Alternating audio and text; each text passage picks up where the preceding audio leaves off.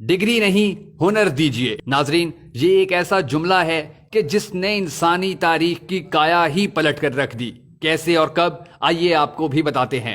Toyota, Datsun, Hino, Honda, Suzuki, Kawasaki, Lexus, Mazda, Mitsubishi, Nissan, Isuzu اور Yamaha, یہ تمام brands Japan کی ہیں، جبکہ شیورلیٹ، ہونڈائی اور ڈائیوو جنوبی کوریا بناتا ہے۔ آپ اندازہ کریں اس کے بعد دنیا میں آٹو موبائلز رہ ہی کیا جاتی ہیں۔ آئی ٹی اور الیکٹرانکس مارکیٹ کا یہ حال ہے کہ سونی سے لے کر کینن کیمرے تک سب کچھ جاپان کے پاس سے آتا ہے۔ ایل جی اور سامسنگ جنوبی کوریا سپلائی کرتا ہے۔ 2014 میں سامسنگ کا ریونیو $350 بلین تھا۔ ایسر لیپ ٹاپ تائیوان بنا کر بھیجتا ہے، جبکہ ویتنام جیسا ملک بھی ویتنام ہیلی کاپٹرز کارپوریشن کے نام سے اپنے ہیلی کاپٹرز اور جہاز بنا رہا ہے۔ محض ہوا، دھوپ اور پانی رکھنے والا سنگاپور ساری دنیا کی آنکھوں کو خیرہ کر رہا ہے، اور کیلیفورنیا میں تعمیر ہونے والا ہسپتال بھی چین سے اپنے آلات منگوا رہا ہے۔ خدا کو یاد کرنے کے لیے تسبیح اور جائے نماز تک ہم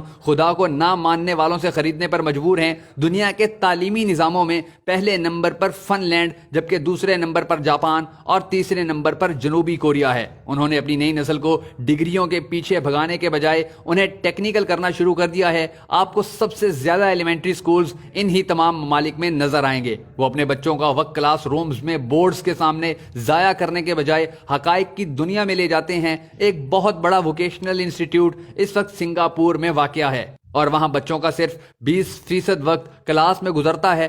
باقی 80% وقت بچے اپنے اپنے شعبوں میں آٹو موبائلز اور آئی ٹی کی چیزوں سے کھیلتے گزارتے ہیں۔ دوسری طرف آپ ہمارے تعلیمی نظام اور ہمارے بچوں کا حال بھی ملاحظہ کیجیے۔ پاکستان میں بی کام، ایم کام اور انجینئرنگ کے سینکڑوں شعبہ جات میں بے تحاشا ڈگریاں، اور اس کے علاوہ 4 سال تک کلاس رومز میں CGPA کے لیے خوار ہوتے لڑکیاں اور لڑکے کون سا تیر مار رہے ہیں۔ آپ یقین کریں، ہم صرف دھرتی پر ڈگری شدہ انسانوں کے بوجھ میں اضافہ کر رہے ہیں۔ یہ تمام ڈگری شدہ نوجوان ملک کو $1 تک کی پروڈکٹ دینے کے قابل نہیں ہیں۔ ان کی ساری تگو دو اور ڈگری کا حاصل محض ایک معصوم سی نوکری ہے، اور بس۔ ہم اس قدر ویژنری ہیں کہ ہم لیپ ٹاپ اسکیم پر ہر سال $200 ارب خرچ کر دیتے ہیں، لیکن لیپ ٹاپ کی انڈسٹری لگانے کو تیار نہیں ہیں۔ آپ ہمارے ویژنری پن کا اندازہ اس بات سے لگائیں کہ پوری قوم سی پیک کے انتظار میں صرف اس لیے ہے کہ ہمیں چائنا سے گوادر تک 2000 کلومیٹر کے راستوں میں ڈھابے کے ہوٹل اور پنکچر کی دکانیں کھولنے کو مل جائیں گی، اور ہم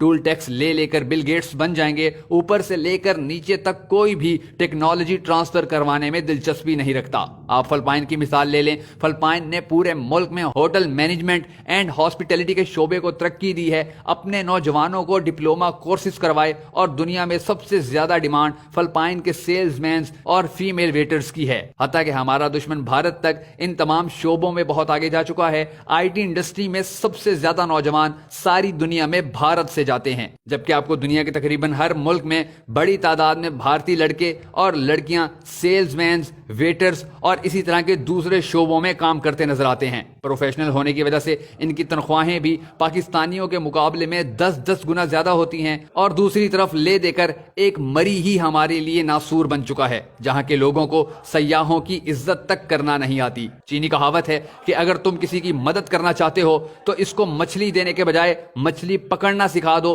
چینیوں کو تو یہ بات سمجھ میں آ چکی ہے، اے کاش کہ ہمیں بھی یہ بات سمجھ آ جائے۔ حضرت علی نے فرمایا تھا کہ ہنرمند آدمی کبھی بھوکا نہیں مرتا۔ خدا را اپنے ملک میں ڈگری زدہ لوگوں کی تعداد بڑھانے کے بجائے ہنرمند پیدا کیجیے۔